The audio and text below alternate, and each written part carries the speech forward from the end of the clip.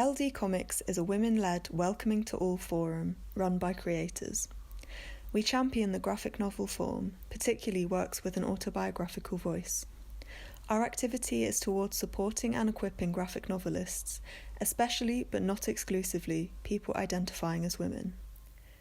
Established in 2009 by Sarah Lightman and Nicola Streeton as Ladies Do Comics, today LD Comics is run by a committee of published graphic novelists: Rachel Ball, Emma Burley, Lou Crosby, Wallace Eates and Nicola Streeton. From the start, the core of LDC's activity has been the monthly meetings, hosting presentations from invited guests to a public audience in a welcoming atmosphere for networking and making friends. The introduction of LDC online monthlies aims to replicate the joy and stimulation of our physical meetups. Everyone is welcome.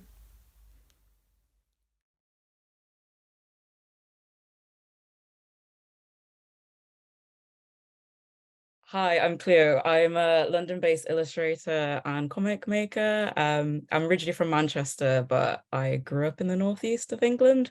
So I think my voice kind of sounds a bit funny because of just being in different places. But I'm the author of Sour Pickles, which I have a very wholesome picture here of me when I first saw it in Forbidden Planet. And yeah, it was published by Avery Hill in 2021. So a bit of time obviously has passed since then, but I'm still very happy with the book. And if you're not familiar with Sour Pickles, it's a semi-autobiographical story of when I was at uni, and it's kind of the chaos of being in your final year and kind of trying to be productive in kind of the wrong way, and kind of just realizing certain things kind of will potentially hold me back in future life, I guess, depending on socioeconomic background, and just kind of trying to get a creative career, but in a kind of deadpan funny way, even though that probably doesn't sound that funny.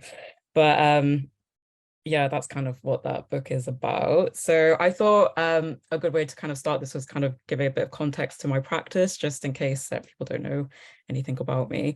So I've been self-publishing comics for a while. I think probably since 2016, I kind of took it a bit more seriously. So I made a little series called Damp Candy, which was kind of an experiment of getting back into doing illustration and just developing my skills in storytelling and also in print production. So each comic kind of got a bit more ambitious with how I kind of treated a story, of the complexities, and kind of just just seeing how it went. And they're all quite short, under 20 pages. So it was quite a good exercise in how to, I don't know, talk through a story and kind of, get it, I don't know, get it out there. Because I guess a lot of the stuff is kind of based off my own experiences, which is kind of a good way of writing. So it kind of unintentionally kind of is, I don't know, kind of talking about a lot of work and just romantic situations and kind of that kind of thing. I guess, just pulling from my own experiences. And yeah, I still do self-publishing. Like I say, it's a really good way of developing your skills. So it's something that I still like doing. And outside of that, I also do freelance work occasionally. I also have a day job, so I kind of only do it if it's a project that I'm really into. So this is my most recent one, which is with my friend, Moiju. And yeah, I designed that album artwork for the first album. And it's always really fun doing a brief if it's something that really pushes you to kind of do something that's slightly outside of your comfort zone. So yeah, that's just an example of the kind of freelance work I do. And then also I do prints. So that's kind of an extra thing I do to make money on the side of comics. So these are risograph prints, which I like doing. And it's really, I don't know if you're familiar with it, but it's a really fun process. And it's kind of silk screen and photocopying. So it's the element of silk screen where it's individual layers and you kind of put the paper through and it does one color at a time. But a photocopier in the sense it physically looks like one, and you kind of just pop it on the top and then it kind of processes through a machine, not kind of silk screen where you have to drag the I don't know what it's called, the thing through to get the ink through onto the paper. But yeah, these ones are from places where I grew up. So I kind of like doing these prints as a way of getting better at drawing buildings and other kinds of I don't know, like architectural drawing kind of things, because I draw a lot of people and it's like a good way for me to kind of get better at that. So the one on the left is Wet and Wild, which if anyone's from like Newcastle, it's a closed down pool now, but it was pretty run down, and it's one of those kind of disgusting places that if you grew up with, it has urban legends of people hammering nails into the slides. But weirdly, it's like a really popular print, even though it's kind of a funny one. And then the one next to it is Metroland, which is I think now a closed down fun fair. So yeah, that's kind of that kind of work from there. So yeah, I'm going to talk through Sour Pickles and kind of the process and how it came to be kind of yeah published. So these are just images of, I think, the proofs I got from Avery Hill on the left, and then the actual some drawings on the right, just to kind of yeah see. It's kind of interesting seeing how they pulled the kind of line from the book that is, no one's going to hire me full-time to make ugly drawings, as kind of a hook about what the comic is about. Obviously it's about art school and kind of the kind of complexities of like studying and really building up to what was for me an anticlimax. So that's kind of quite a funny line from that. And yeah, it's got like the blurb on the back, which I think, because the story is semi-autobiographical, I thought for a way to distance myself was to give the character a different name. So Pickles Yin. And then, yeah, it just has like a bit about the final year art student going to a prestigious art school and then struggling to live up to the expectations of how to navigate the transition from education to career. But yeah, that's kind of what the story is about. So I thought I'd start with the beginning of like my, I don't know, inspirations of why I became an illustrator, of kind of what led on to it. So I'm like a huge Zelda fan, and I grew up like reading like comics and just like watching cartoons. But I think the biggest influence on me is Zelda.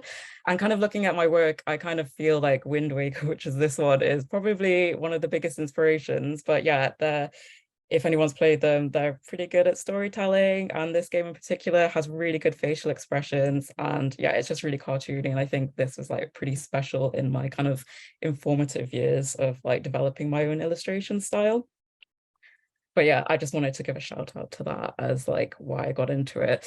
But yeah, from high school, I then ended up doing art foundation. And then from there, I ended up going to Central St. Martin's doing graphic design as a BA and specializing in illustration. So these are kind of two funny images from my university work, which I kind of have to thank Tumblr for still existing, because I could pull out this stuff from there. So during my time there, I kind of did a lot of image making and experimenting. So on the left is like a monoprint, which is quite goofy. And you can kind of tell there's like some kind of, yeah, some of my style kind of is in there, even though it's quite raw and kind of looks quite scary. And yeah, and the other one is like just experimenting with 3D and kind of photography and doing film. But yeah, I kind of was, yeah, just using the opportunity and resources to kind of, yeah, explore my practice. But I finally think maybe it got on the right track in my final year. So this is just an example of a painted comic I made as a project with two of my friends. And yeah, I just did loads of painting. And yeah, the first comic I made is quite bad, but it was something that really yeah, helped me figure out that's kind of really what I wanted to do. So after finishing uni, I kind of didn't really like my portfolio, but I felt it was going in the right direction. I just needed some more time to kind of figure out stuff and kind of get the ball rolling.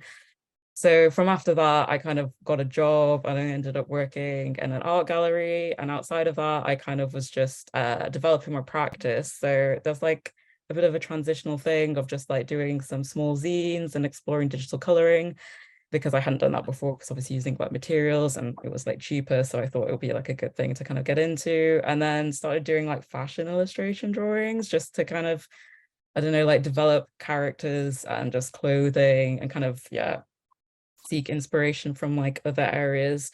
So I was kind of bubbling along, like doing this stuff. But then I made like my first comic in 2017, or kind of that's when I took it a bit more like seriously. So I made, even though it's quite a fuzzy picture, a risograph short comic for Damp Candy. And that was just like a way of, yeah, actually trying to tell a story and with images, because I hadn't really done so much of that, I guess, in like as a full finished project outside of uni. So yeah, I did that. And it was kind of a hypothetical story of like a kind of existential crisis I had, obviously working galleries and casual contracts and thinking like maybe I'll have to move home. And I just kind of thought about my future self, yeah, living in the seaside town where I grew up. But yeah, the other picture is it in Gosh Comics, which was really great that they're so supportive of like small press, and it was really like a big deal having like my first comic like that. But yeah, that was like the first one I did. And then I kind of got the ball rolling and I did a few other issues. And they're all kind of, yeah, pulling from my own experiences, but in a way that's like, I don't know, maybe not, doesn't directly seem like it. I don't know how to describe it, but yeah, like the second one, which is the yellow one, Moldy Fields, that's like kind of a failed romance. And then the green one, Do You Ever Feel Bad, is just about stories from high school. But it was kind of, yeah, just a way to kind of develop my storytelling, because that's obviously an area that I really wanted to work on, because I really obviously wanted to do comics, but knew I kind of had to kind of clock in and like develop my skills. So it kind of, yeah, continued from there. And then I did another comic, which is Soiled Fantasies, which was a funny one that was actually a joke with one of my friends about when I used to sell my worn socks on eBay for extra money. And I guess it was quite funny, some of the messages. So it's kind of just talking about that. And like the end is like, it's not worth it, to be honest, because of the amount of admin. So that was kind of the end of that story. But weirdly, they have a copy of it in the archive of the Baltic Gallery, which is like my kind of hometown's main contemporary gallery. So I guess that's my legacy of my hometown, is just selling socks. And then the Damp Candy issue 4 is just about when I worked as an intern for a design company that was really bad. And they made me do a handwriting test, and they said if I wanted to be taken seriously and work there, I have to change my B's because I was too sensitive. And it was like an extract from Lord of the Rings. It was something really weird. The man who ran the company was like really unhinged, and it's kind of just about that, and just, yeah, what that experience was like, working in that very strange place. But I'd say my breakthrough comic was Is It Vague in Other Dimensions? So I kind of, yeah, just like doing quite goofy comics, I decided to do one that was a bit more serious, I guess, about my background. So my parents are like new age hippies, and they past life therapists, and they were at the time anti-vax. So this was in like 2019. And obviously since then, obviously with COVID, anti-vax has kind of been even bigger, and people have obviously have very intense opinions about stuff. But it was just about being raised by people like that, and kind of how that affected me and my belief systems. So it kind of all stemmed from my mum believing that she was once an insect on Venus, where she met Jesus, and she had a personal mission from him. And obviously being raised by that is kind of challenging, and it's just talking about trying to not unthink, like unlearn that kind of stuff and navigate what I would say is real life. Um, so this one, yeah, was actually quite positively received. I thought it was kind of funny, but some people told me it made them cry, which I didn't obviously want it to be like that. But yeah, the stories in it are like forging my parents' signatures to get vaccinated, and how I was warned about how the government was going to stage an alien invasion to unite all the nations together against a mutual enemy, which obviously didn't happen. But I guess that's the thing of like, if your parents kind of believe that, that's their weird version of caregiving. But yeah, so from this page it can like I think the one with the snail is like one of the early ones, which is like saying I don't want to be reborn when I die, I just want to stay dead. Life is too difficult and I don't ever want to go through it again. And then it's the person saying, Clio, is that you? And it's saying, leave me alone. And then, yeah, once is enough. And then the other one next to it is kind of talking about when my mum warned me about the alien invasion and how it didn't happen, and we never spoke of it again. But yeah, that was kind of the beginnings of kind of wanting to delve deeper into other issues that I've had as a way of processing strange things in my life, which I'm sure a lot of people, yeah, is like a nice way to kind of go through and like think about those things. But I'm actually doing a reissue of it, because obviously those stories were so I don't know, I guess the whole thing of them being anti-vax, they actually changed their mind, which was great, and they got vaccinated against COVID-19. So I kind of did like a reissue of it, and then adding in an extra story about it, and just saying how what was different about that. Obviously, it's great that they took it seriously, but yeah, why was my existence not worth it in the same way theirs was? But yeah, that's gonna come out at a later time, but that's just something that I've been bubbling on in the background. So I think, yeah, so with Sour Pickles, I think I can't remember when I originally started drafting it. Maybe it was like 2018. I actually did it on a residency ages ago with Ladies Do Comics at Metal, and it was like a week, which was really great just to focus on the comic and thumbnail it, because obviously I think at that time I worked full time, so finding time and space to actually work on a long project that needs a lot of time and like energy and being around other people to kind of throw around ideas was really beneficial. So the one on the left was like a development cover, but then obviously I ended up going with the one on the right after finishing all the story, and yeah, kind of looking at the artwork and seeing what kind of went with it more, especially with like coloring and kind of what the end of the story was kind of like. Yeah, so that's some of the thumbnails I actually did on the residency. They're really tiny, really messy, and that's how I work. So I kind of do everything super small to kind of figure out the kind of compositions of the pages and what happens with that, and just yeah, figuring out the whole story, because I think at the end, I think initially this one, I think I said it was going to be 40 pages, but then it was actually like 80 something in the end. And I kind of, yeah, I didn't initially think this story would ever get published. I kind of did it as a way of, yeah, as I say, processing a very strange time in my life.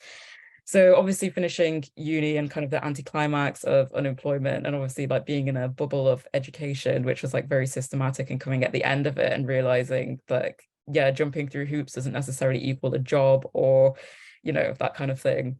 But then also one of my friends died in my final year, which was obviously very sad, and I had a lot of regrets and feelings about that. So it was a very complicated time. And then also um, me and one of my friends thought it would be a really good idea to, at the time, take study drugs, but we couldn't afford it. So we took speed, which we bought off the dark web.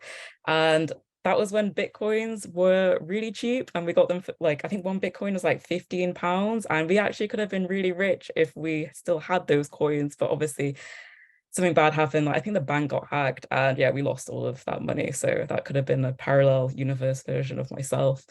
But yeah, it's just kind of about the misadventures of just like that kind of time, and how, you know, when you're young, you think doing something like taking loads of speed and drinking loads of energy drinks to get loads of work done is a good idea, and actually it's really not, and I really don't recommend it. You just become really unhinged, and you get really sleep deprived, and yeah, you just end up drawing the same thing over and over again, and you just seem really odd. And I think like, yeah, some of my teeth came out, so I don't recommend that. Or it's like a filling, but yeah, it was really awful.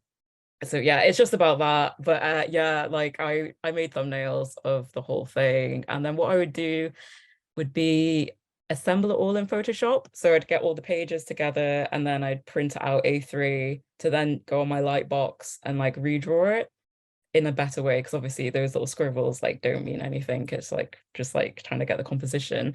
But I kind of just used barrel felt tip pens for Sour Pickles. It wasn't expensive. It was just like yeah, just a felt tip pen and like rulers. And yeah, it was quite therapeutic, because obviously it was about thinking about a time in my life that was challenging, but also I think when I was doing this bit, it was in 2020, and obviously the whole world was having a meltdown and we're all inside. And like in my personal life, I got made redundant from like my job that I had, and I was kind of having a huge crisis. So this was really good escapism to kind of just like, you know, forget about all the stuff that's happening and just focus on a project which I never had the time for before. Um, yeah, so I don't know how long it took. It took a long time, but I was just, yeah, posting it on Instagram and Twitter. And then I guess, yeah, Avery Hill reached out because they'd saw kind of that I was doing a long form comic, and they'd previously read the Is It Vague in Other Dimensions and really liked that. So I guess they were interested in seeing what I was working on. So yeah, I just sent them kind of, I think at the time, like 60 pages, but without dialogue, just kind of where it was going for them to like be interested in, which was really good because it built up my confidence. Because obviously I think, yeah, losing your job and kind of just like focusing on something, but then having people interested in like what I was working on, which is kind of really what I would want to do, kind of really uplifted me at that time. But yeah, that's kind of the process behind that.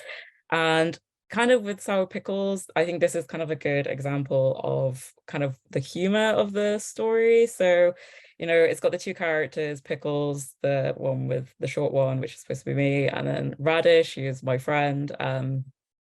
They have stupid names again for a way to kind of separate from the real people and kind of make it like a bit more I don't know, removed from that, and that no one takes things personally. But yeah, so it's Radish saying, I guess it's character building, and then Pickles being like, I don't want my personality to be a reaction to financial hardships, and then Radish being like, but you're rich in spite, which unfortunately I'm kind of like and a bit petty. And I think that's kind of what the story is about, when it's like you're from like a certain background and you're obviously really trying, but then studying in London where people and your peers have various levels of resources and wealth. It's like you can finish from the same course but have like a different complete like access when you finish. And whether that's obviously, I think in this, like in my case with like some of my peers, like having like the upper hand in things like not paying rent, not having to work, and like obviously being in a fortunate position to be supported whilst they work on the passion projects. And obviously that's not the same for everyone. So it's kind of just, yeah, that kind of jarring thing, because I guess in school you don't really have those many differences until you get to university, I guess, where there's like a bigger pool of people. So it's just, yeah, just about that, which was obviously like a real issue in most industries. So it kind of talks about that in like a goofy deadpan way. Hi, Cleo, you're just kind of on time, so do you want to, is this the Oh, last one? it kind of is, yeah. So these are just, Yeah, I can brilliant. just push through it. So yeah, these are just examples. So I was just pushing through and doing yeah, more like developed images of like locations, and yeah, just pushing myself in comparison to what it was like before. And then also these ones, which I also particularly like the church, and then like a chaotic one, and then like a train station. And then yeah, from there, that's kind of what it was, the end product, which I'm like happy with. And yeah, it's like out there in the world, which is really good, because my self-published stuff usually stays under my bed and I post it out, or yeah, they're just available in small press sections. So it's nice to have it out, and then people send me messages about it, which is really, really nice. And yeah, since then I have made another small press comic, which is just like a goofy one about multi-level marketing and insects. But yeah, that's kind of what I've done since. So I guess if I come to the time, I'll just leave it at that. And then I guess if anyone has any questions, that's, yeah.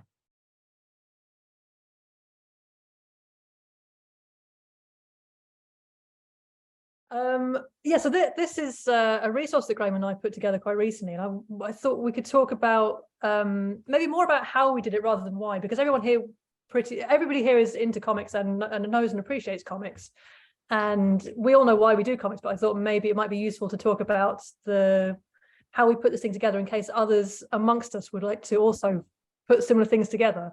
So this all started, there's the lovely front cover there. This all started after 2 years ago. What year are we?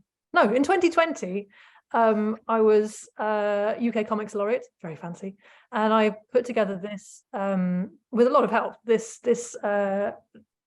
survey of all of the comics creators, which obviously all of you will know because you all filled it in, right? Yeah. And the report came out, and it was quite. It was into.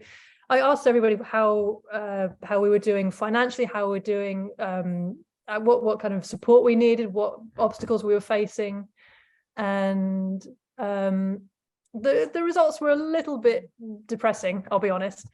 But so we had the survey came out, and to follow it up, there were a series of online discussions to sort of focus on key areas that were raised. So issues around money, obviously, because it's comics. Lack of access, lack of what was it? It's been so long. It's been 3 years. 3 years. So much can happen in 3 years. Anyway, different areas which were kind of lacking, and after in the middle of these sessions, wait, should really introduce ourselves first of all, shouldn't we? That's a bit probably. Sorry, my name's Hannah Berry. I make comics. I've made some graphic novels. I was briefly UK Comics Laureate, and my co-producer Graham here. Would you like to introduce yourself, Graham? Well, hello, I'm Graham Johnson. I think in many ways it kind of be more accurate to say I used to make comics. Now I'm mostly a producer for theatre and events, and I guess that does actually like segue into where I think this story was going, in that I emailed Hannah after the survey came out, having read, oh wait, everyone is, to put it mildly, not having a great time making comics at the moment. Because the reason I moved sort of my creative practice in that way was I burnt out doing small press comics, and was like, okay, I'm gonna go and retrain as a producer, and that oddly involved doing a bunch of research into burnout, and I have slowly been starting to work as a wellbeing consultant for arts organizations, and so it kind of seemed like Hannah and I would have a lot to talk about, having read that survey. Yeah, you sort of a really nice email, and we're very supportive, and said if there's anything that I might be doing which is connected to that in the future, that you would be interested in helping if there was a space. And for that, you must be punished by immediately doing a project with me. Sorry, I just thought there's the, can I go down to, no, I cannot. Can I? Oh, I can't seem to go on to the next slide. Oh. Click on it. Click on it. Oh, there we go. Okay, sorry.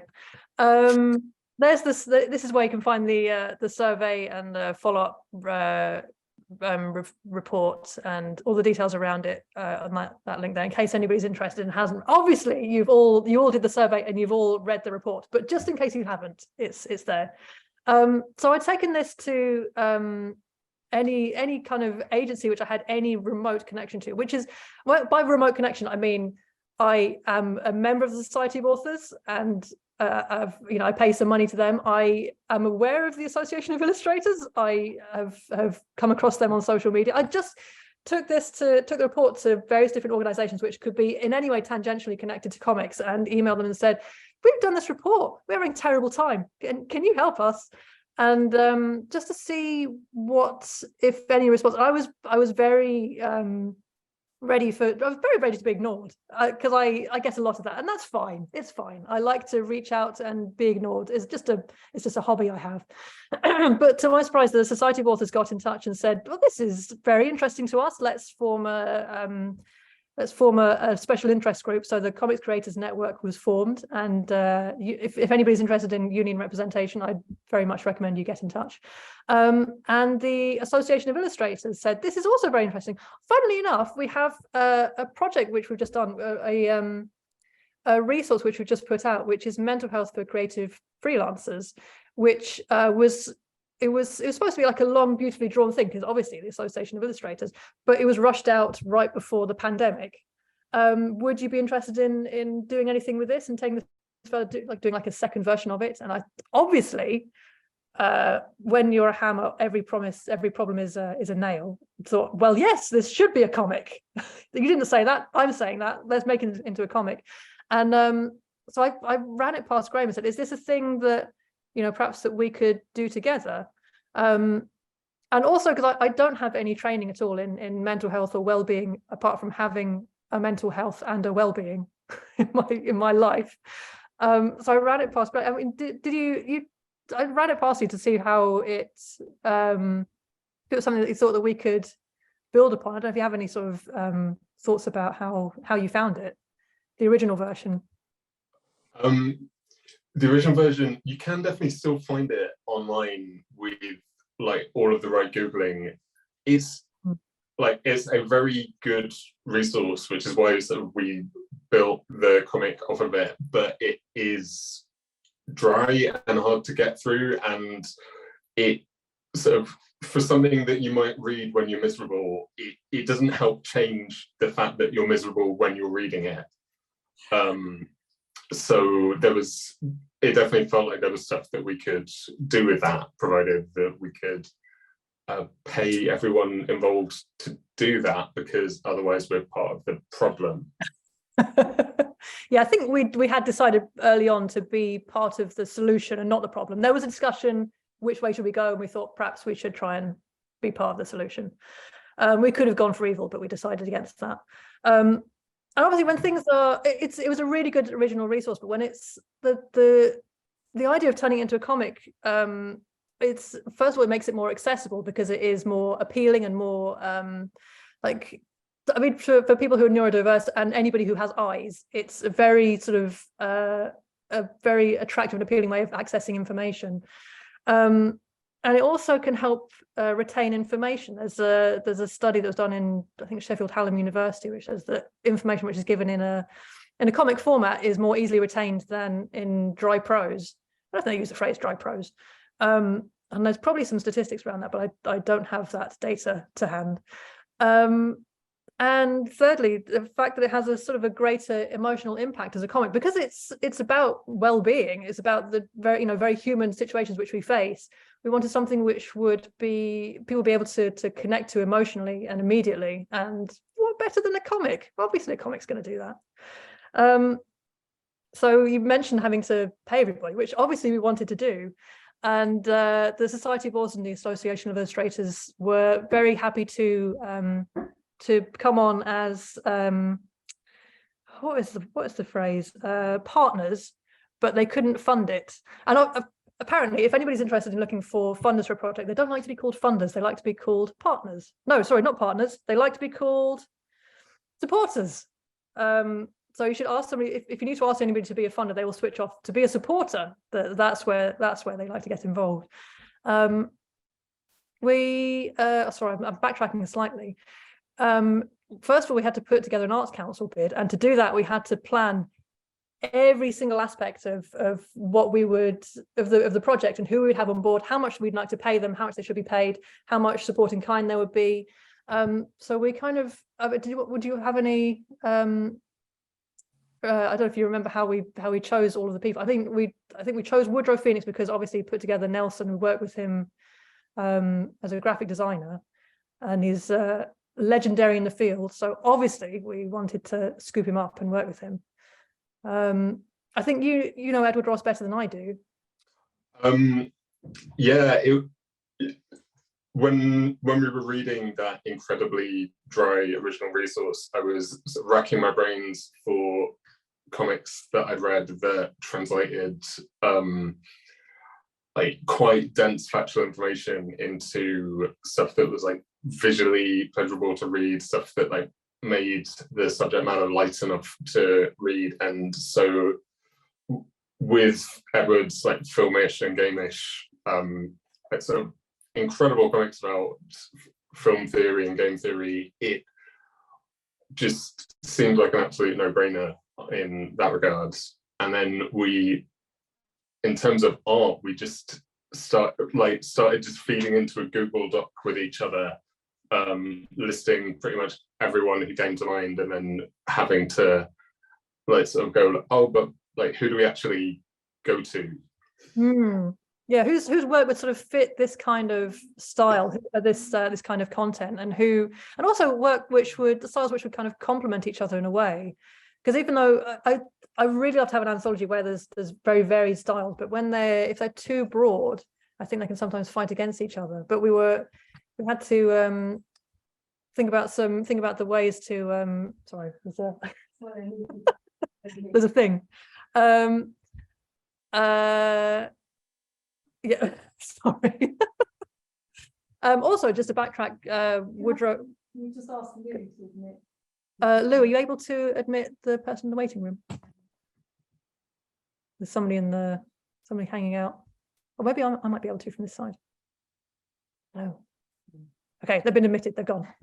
Yeah, and also the reason for bringing on Woodrow Phoenix was that he has experience with shepherding comics artists into a print schedule, which in terms of herding cats, also he has authority. He has gravitas. People want to listen to this guy. And Beck's Glendinning, we really like their they do these really sort of nice, wholesome, really kind of homely interiors that you just feel instantly at home and like you belong in them. So these were the sort of the three. And Bex did the cover that you saw of the resource. Actually, I'll go back to the at the end. I've got all of the chapters from the different artists, and we can talk about them then. So we approached everybody and said, we're doing this resource. Would you be interested in being involved if we can pay you? And of course, people said yes. And we put this into I mean, the Arts Council document was, I have to say, we brainstormed on it, but it was Graham who did the bulk of the work of this, because you do so much of this in your job. It's not an easy application. It is pain in the bum. It's not accessible in any way, shape or form. But did you find it any easier with this particular project, or was it equally pain in the bum? So, like, without sort of doing like the full sort of intro to Arts Council funding bit, it is always a nightmare. One of the biggest nightmares is that you do need to have 10% match funding from other sources, which can be quite challenging for most people, because if you're applying for like several £1,000s, where do you get like the first couple of thousand to be that match funding? Hannah, it turns out, is shameless and will approach any organisation and ask for £1,000 or £2,000. And they said yes. So we had confirmed match funding from... Look, in my PowerPoint, I've got logos. Oh, from Dax. I've forgotten the Design and Artists Copyright Society. I think it's Collecting Society. Oh, okay. Yeah. Yeah, go on. We can all read ArtQuest as part of UAL. We've rehearsed this thoroughly. Yeah, this might surprise everybody. We haven't practiced this at all. And then the Authors Licensing and Collecting Society, and they have a sort of so Dax was suggested to us from the Association of Illustrators. So we sort of knew them. They said go and try these guys, and then they also said try ArtsQuest through UAL. Society of Authors said give ALCS a try, because I think these organisations, even though they don't have money, they know where the money is, they know where the meat is, they know where you should go out to sort of try and source this cash. And so, yeah, as Graham said, shamelessly, we approached, I was shameless, I'm the shameless one, these organisations and said, we're doing a very worthy and worthwhile project that you need to be a part of, please give us some money for this. And we got our match funding and everything was great. And we put the Arts Council application through and it didn't work. They said no, despite obviously this being the best project known to humankind. They were flaws. So we went back to the funding had gone, but that's fine because we've got these ones and we'll just reapply and that's okay. And we'll regroup, we'll step aside and we'll get our ducks back in a row and then we'll go back and do it again. And then so we went to all the creators we'd asked before and said, we'd be interested in coming back on board again. They were like, yes, that's fine, it's fine, we'll still do it, it's still good. All apart from ALCS with their large grant, they said actually no, that's it's a one-year thing, you've got to reapply. And then at that point the stuffing kind of came out of our project a little bit, and we thought, well, maybe this is just not meant to be, we'll show off this and come back to another thing, because we both of us had a lot of things happening in our lives, in our work, and we're very, I think I feel like we work quite well together, and we're both very respectful of each other's needs to step away from things and say, this is not what I need right now in my life, this project. And so we thought, well, okay, we won't. It's been really fun, but it's Chinatown, it's okay. And then out of the blue, the Society of Authors said, hey, remember we asked you if you wanted to if you want us to put in a word to this mystery weird funding group. We got a bunch of cash. A bunch of cash has just come in. Have a bunch of cash. And it replaced the entire all of the funding we were trying to get from the Arts Council. And so we've gone from being, it's fine, we'll move on with our lives, to suddenly, oh my God, we need to do this thing now and get everything back together, and suddenly quickly now have to realign everything, get everything back in a row, get everybody back on board. And I'm not complaining about having the money because that's fantastic, but the psychologically that was a bit of a spin. I mean we would have come back to it eventually, probably, but I think it was about a week after we had emailed everyone to say, actually, project's off. Yeah, pretty much. and then had to email everybody again and say, oh, remember that project that's off? It's back on again. Is everybody still interested? Fortunately, everybody's very nice, and they said yes, we'll come back on board. Also, we had a little gap in the funding, so we had to go back to Arts Quest and say, can you guys have some money? Would you be interested in giving some? Shameless, absolutely shameless. So we asked Eddie Eddie Ross to go away and write this, turn this quite dry text with sort of advice and pointers into a comic, which could be in a comic format. And he had the fantastic idea of anthropomorphizing each of the problems. So the money chapter is about a squirrel trying to store nuts away for the future. Imposter syndrome, as you can see, is with birds that are sort of being overshadowed by this cat figure, and so it was. I think we were, from the beginning, we were kind of cautious of making it too cute.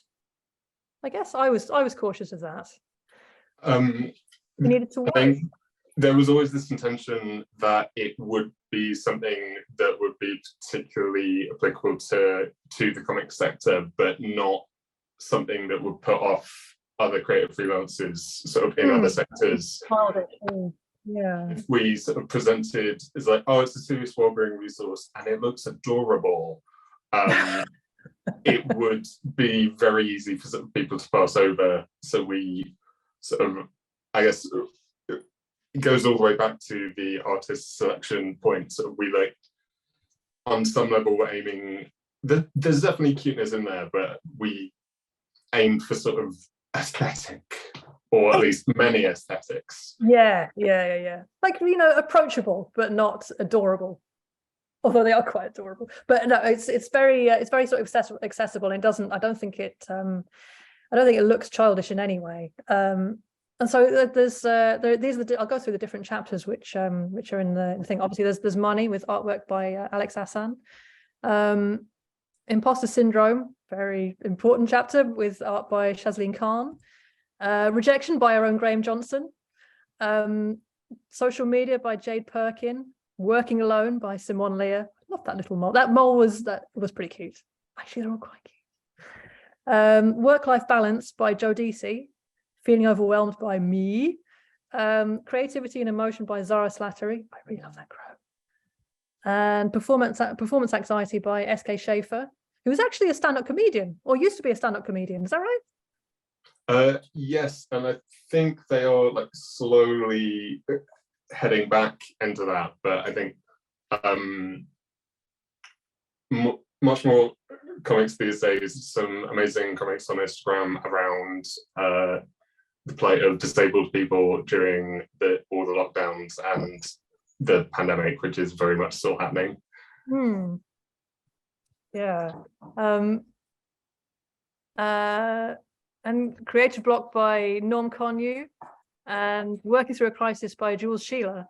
Actually, the last chapter, Working Through a Crisis, was something that we had added in and updated because we wanted to, at the time this came out, obviously the original was done just before the pandemic and was launched at the start of the pandemic. And since then, many things had been, how can I say, it's been a bin fire of minoritized people's rights, but it has. There are lots of minoritized groups who have been also thrown into the fire with various situations, political situations and social situations.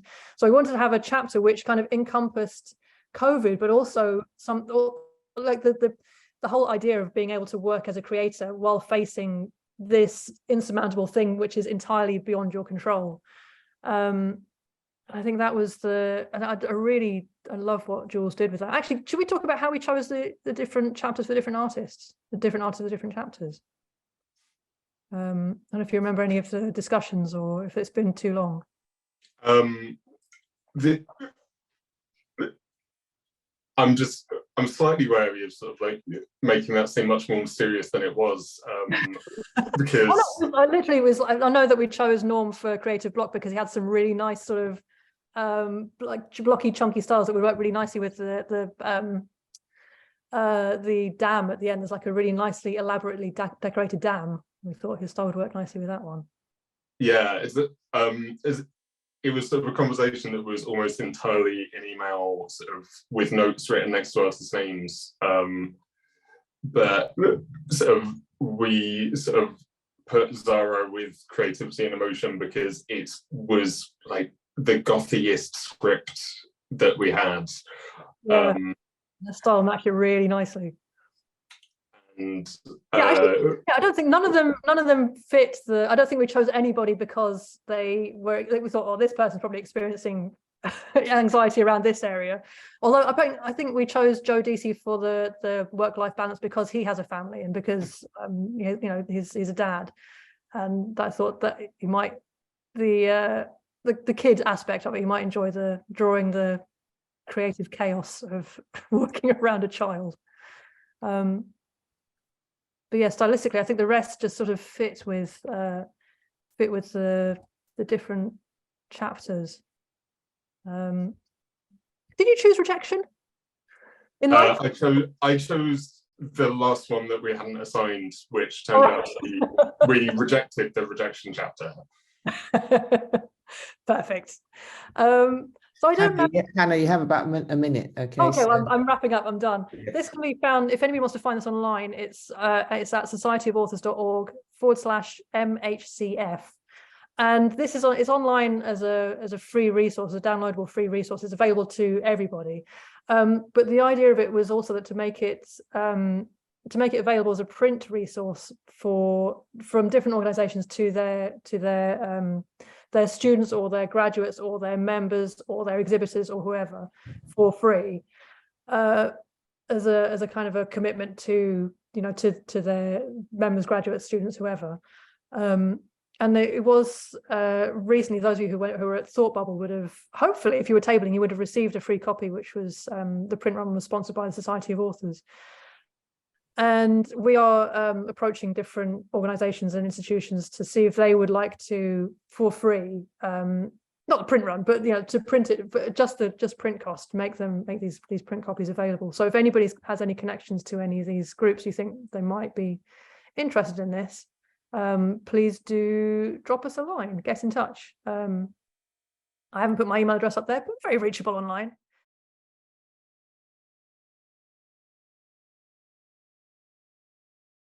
So my book is called The Peanutbutter Sisters and Other American Stories. It's a collection of short stories, and I'd like to show some of the images from the book first, and talk a little bit about how I make comics and then how I got into comics. So these are all works of fiction. And the title story, the Peanutbutter Sisters, they're actually triplet sisters who live in the American South, and they're here on the contents page. And the oldest sister, M, the second sister, Bammy, and the youngest sister, Georgie, and they look the same because they're triplets, but they have different hair, 1, 2, and 3. So they're business ladies, and they what they do for a living is they go to a junkyard and collect random items and then sell them online on eBay, and that's how they make their living. And here in the scene, they're trying to collect this dirty old shovel of an excavator, and they're trying to put it on the dolly and carry it back home, but Bammy got playful and she jumped into the thing. So M, the oldest one, is being a little annoyed. She has all the authorities. The second sister is the playful one, and the youngest one is like the responsible one. Rumi, Rumi, yes. I'm really sorry to interrupt, but we're still, all we can see is the cover. Is that correct? Okay. Oh, that's weird. I So don't think you put it into slideshow. I think we could just see the list of them. So I think you're either gonna have to scroll up and down or put it into slideshow. Maybe I can't do a slideshow. Oh yeah, we can see it now. We can see the second. Yeah, we can see the Oh, second okay. slide now. All Yeah. right. Okay. Work Let's through do that it now. this way. I think you can't see my full screen. So, okay. So these are the sisters. And this is the scene that I was talking about. So this is a junkyard. They're trying to collect this thing. You kind of start to see their personalities. But they're also serious about vacationing, and they ride hurricanes, and so they live in the south, coastal south of the US, and they ride hurricanes and go up north riding the wind. So that's how they have fun. And this is when they're starting to ride the wind, and they're getting better and better at this. And each year they go further and further up north. And this year they end up on the beach in New York City. And the way they get back home normally is to hitch a ride from a whale that's migrating south.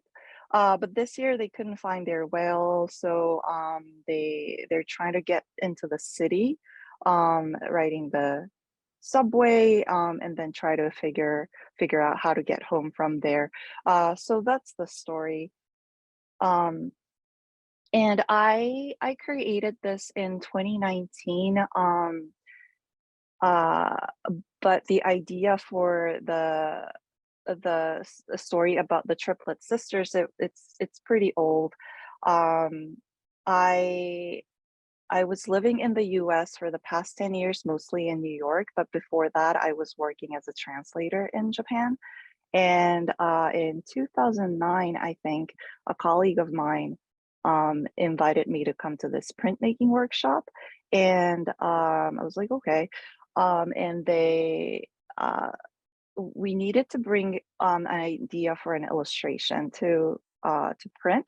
So this is basically the image that I came up with. I just had this image of three nude female figure that's like coming out of their own crotch. So I made the print, and this is actually not the first print. I kept making different images of the same characters, and I didn't really know what to do with them, but I was really obsessed with them, and I made a one-page comic. This is like their whole dance. I still didn't know what the story was, but I knew I wanted to do something more with them. And in 2012, I decided that I really want to do illustration and comics. So I moved to the US. I went to Savannah, Georgia, to an art school there, Savannah College of Art and Design. And I studied there for 2 years, and then moved to New York and started working as a cartoonist and illustrator. Still didn't know what the story was for the Peanutbutter sisters, but in 2019, I applied to a grant from the Comics Festival Short Run Seattle, and luckily I got accepted, and I finally had a deadline to do something with this idea. So while I was living in Savannah, I was really inspired by the landscape there. Savannah is a coastal city, and it's right by the Atlantic Ocean, and there are so many barrier islands there, and it's really pretty. All the marshes, and where the river meets the ocean. I also learned that there's this protected area in the ocean called Grace Reef National Marine Sanctuary, and this endangered species of whale called North Atlantic right whale. They migrate there every year, and it's like their only known calving ground. So they go there to have babies, and then there are only like a few hundreds of them in the world. And then when I moved to New York, I wanted to create a story that kind of connects this this area that I was living in my new home in New York. So that's kind of how the story started to develop.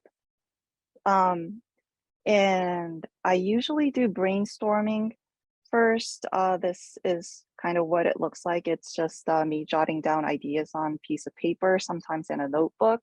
And I was starting to develop the characters, the Peanutbutter sisters. Peanutbutter is actually their last name, so that's why they're the Peanutbutter sisters.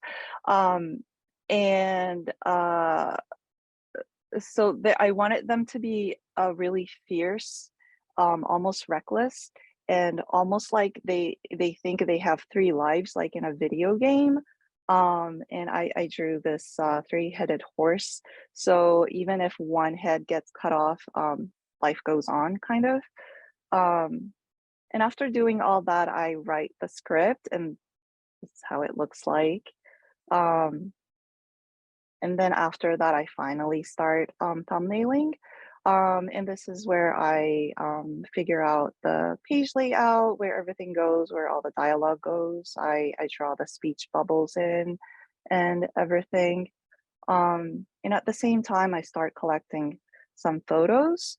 So I looked at a lot of photos that I took in Savannah, and this is kind of how it looks like. Beautiful beaches with driftwood and everything. Times Square. I had a studio space that I shared with my friends in Brooklyn at the time, and there are a lot of random objects abandoned in the streets of Brooklyn. So I got inspired by that too. And this is the shovel that ended up in the comic that you saw at the beginning. So I do all that, and then again, close up of my messy thumbnail. I scanned everything in, and I start drawing in Photoshop, and that's how I do my rough sketches and pencils. So this is like a really rough sketch of the Times Square scene where the sisters successfully take the subway and they end up in Times Square, and now they're trying to figure out how to get out of the city and start heading south. And this is the pencil. And I'm very meticulous with my pencil so that I don't have to think about anything when I'm inking. So when I get to this point, I print it out, and I tape the paper on the back side of the paper that I'm going to ink on, and I put everything on a light box, and that's how I ink so that I don't have to erase anything. And this is the finished page of the Times Square scene. So, oh, and this is what my desk used to look like. It looks a little different now, obviously, because I moved, but I have my trusted light box here, a little tray for the inks, a couple, water jugs, and I use watercolor brush to ink. And finally, in the fall of 2019, I finished this short story, and then I made it into a mini comic with the support of Short Run Seattle, and I was able to sell the minis there, which was really amazing, right before COVID. And yeah, I love making mini comics. That's how I started putting my comics out in the world. I was just printing 1-page comics at first, and then asking bookstores if I can just leave them there so that people can take them for free. And then I started making longer comics, and I go to a lot of festivals, as many as I can. Some photos from last year. Yeah, I met a lot of comics friends there. I don't really go out that much, so these are really important places that I can socialize and meet artist friends, and also a lot of art directors and editors that I got work from. They come by my table and we get to chat, and that's a really great way to meet new people, I think. So yeah, that's how I made one story, and every story in this book has all the origin stories that I'm not going to get into today, but yeah, when I feel like I have enough materials, I contact my publisher and send them a pitch with some finished art, and that's how the book process begins. So that's it. It's a